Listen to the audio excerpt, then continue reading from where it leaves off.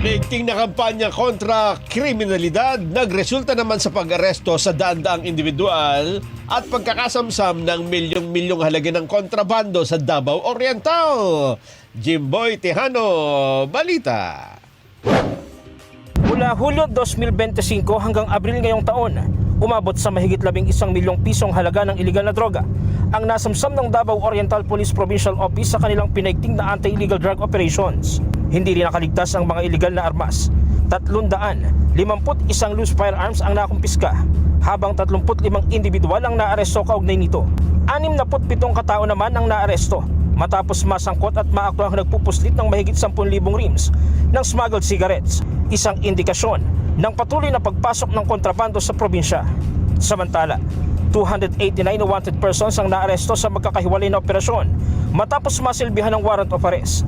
Nakapagsampa rin ng 12 kaso ang pulisya laban sa mga sangkot sa iligal na pangingisda sa karagatan ng Davao Oriental, habang 100 at 6 na po ang nahuli sa illegal gambling at 6 naman sa illegal logging. Ang mga kasong patuloy na sumasailalim sa iba't ibang uri ng paglabag sa batas sa lalawigan. Ayon kay Police Colonel Richie Bucol, naging matagumpay ang kanilang kampanya dahil sa pakikipagtulungan ng mga stakeholder, lokal na pamahalaan at mga mamamayan.